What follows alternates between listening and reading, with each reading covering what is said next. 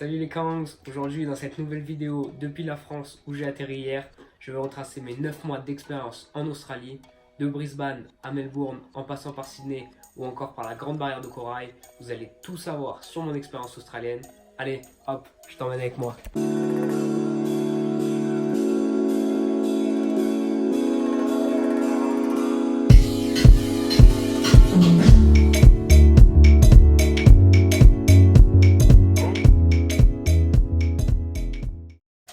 Le 2 octobre 2018, j'avais décidé de partir seul à l'autre bout du monde apprendre l'anglais. Je n'avais pas eu de réponse positive sur la fameuse plateforme d'admission post-bac.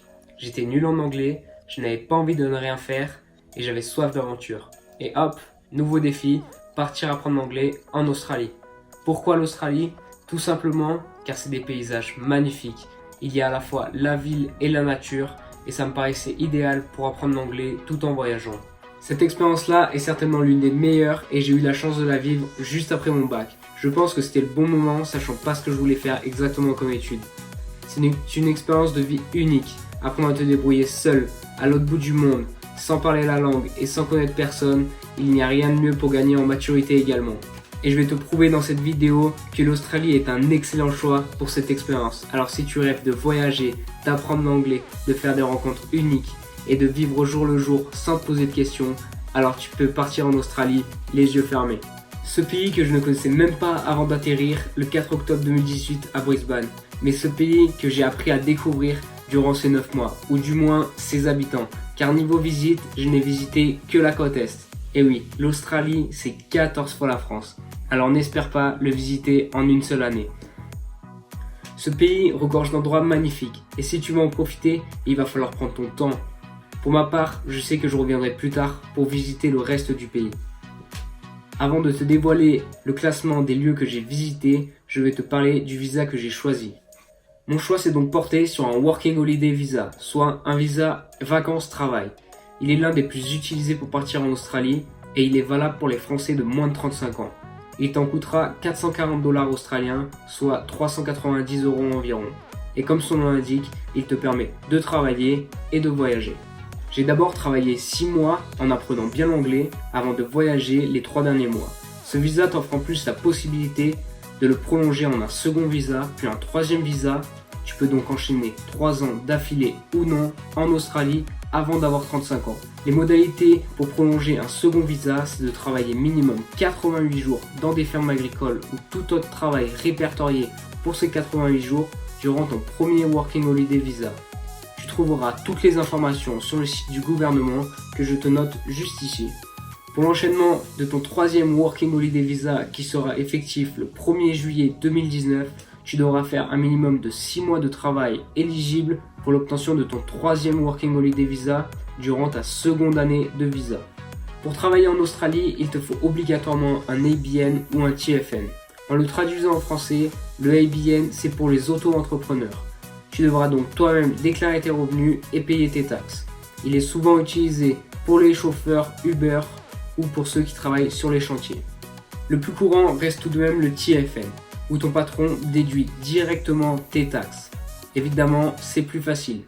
Bon, je pense avoir fait le tour au niveau du travail. Maintenant, place au plus important, au voyage. En numéro 10, j'ai classé la ville de Sydney. Avec plus de 5,5 millions d'habitants, cette ville vit à 1000 à l'heure. Un peu comme à Paris d'ailleurs. Ce côté-là de la ville ne m'a pas bien plu. Mais cette ville regorge d'architecture unique, telle que l'Arbor Bridge, ce pont qui culmine à plus de 130 mètres de hauteur, en font un pont unique en Australie. Et il est encore plus joli la nuit. Juste en face, vous aurez l'opéra connu dans le monde entier, l'Opera House. De par son architecture si spéciale, il est un symbole en Australie et dans le monde. Ensuite, il y a le Queen Victoria Building, l'un des plus vieux monuments de Sydney. Il abrite une galerie commerciale.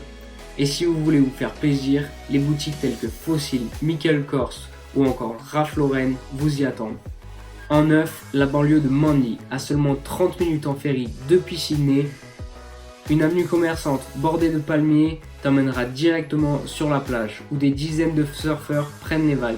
Tu y trouveras aussi une piste cyclable qui t'emmènera directement à Shelley Beach. Alors si tu cherches un endroit chill ou surfer proche de Sydney, va à Manly. En 8, la banlieue de Bondi Beach. à 1 heure en bus depuis Sydney. Ce lieu abrite des magasins, des restaurants, mais surtout le Bondi Iceberg. Il abrite un bar avec la piscine à débordement sur la mer, connu dans le monde entier, avec une vue imprenable sur la baie de Bondi Beach et sur sa plage, où de nombreux surfeurs prennent encore quelques vagues. En numéro 7, j'ai nommé la banlieue de St Kilda, proche de Melbourne. Accessible en tram depuis la ville, cette banlieue abrite des restaurants et des magasins.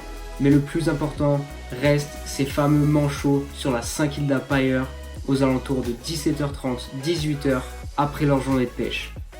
En numéro 6, j'ai classé la ville de Melbourne, un peu dans le même style que la ville de Brisbane, avec un peu plus de magasins et beaucoup de street art. Son réseau de transport est aussi unique, avec son fameux tram qui traverse la ville et qui est gratuit dans le centre. Par contre, je vous conseille cette ville en été, car l'hiver, il y fait froid. En 5, j'ai classé les Blue Mountains, à seulement 2 heures en train depuis Sydney. C'est un endroit parfait si vous aimez la balade et la randonnée. Si vous voulez sortir de la folie qui règne à Sydney, je vous le conseille également. Des points de vue magnifiques et des randonnées à couper le souffle.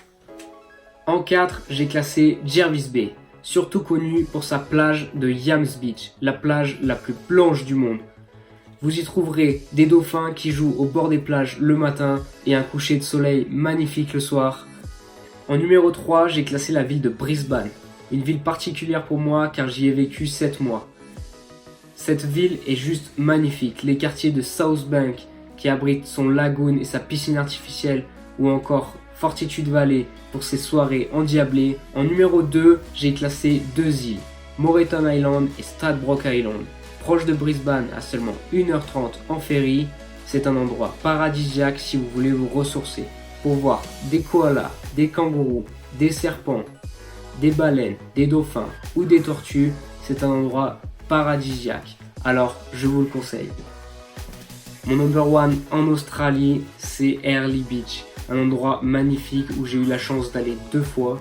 Une fois pour faire ma première expérience de plongée sous-marine, admirer la barrière de corail, ses poissons et ses tortues, et la deuxième fois pour survoler la grande barrière de corail et son fameux cœur de corail.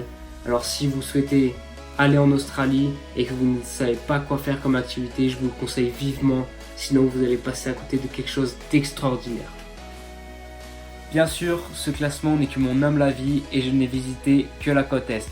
Je ne peux donc pas te parler du Nord, de l'Ouest, du Red Center ou encore de la Tasmanie qui doivent regorger d'endroits magnifiques. Sur ce, on se retrouve bientôt pour une nouvelle vidéo. Allez, bis et kangs!